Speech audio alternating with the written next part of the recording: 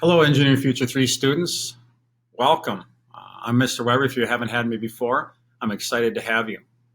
In Engineering Future 3, things will be a little bit different this year with the hybrid learning model, but for the most part, we should be able to work around that and things will go very smoothly. What you're going to notice most importantly is the difference between Engineering Future 1, Engineering Future 2, and now Engineering Future 3.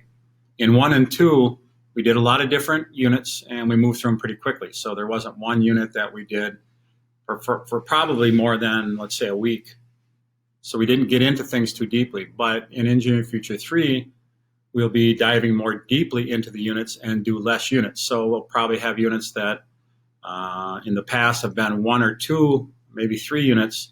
Now what we're going to do is focus on the intensity of those units as far as learning from the design to the mechanical, electrical, structural parts of things and how they're built, as well as the completion of the project.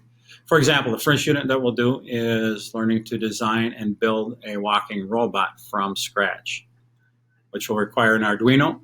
And if you haven't used an Arduino before, no worries. A few years ago, I didn't even know how to use an Arduino either. So you and I will be in the same boat and I'll know what you're going through. If you've used an Arduino before, outstanding.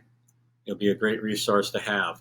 But as far as building robots, that's a new one. So I'm excited to get through that and have the opportunity to take you through that process beginning to end. And that'll take us about, let's say, 4 to 5 weeks.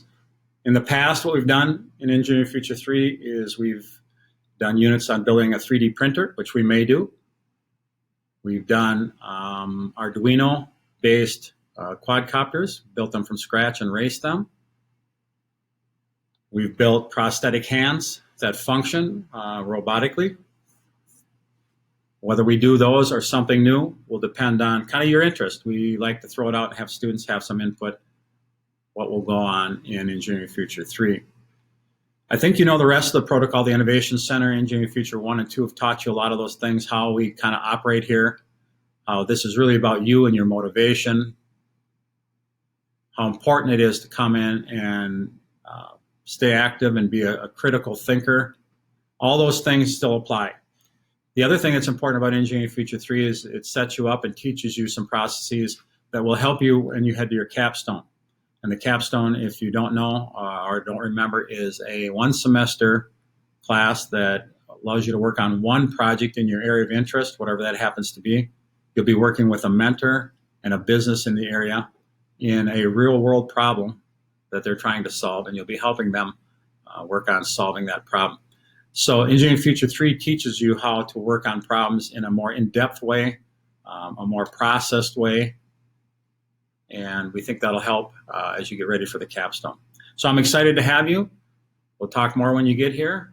Enjoy the last few days of basically summer, even though the weather is kind of changing, and we'll see you on Monday.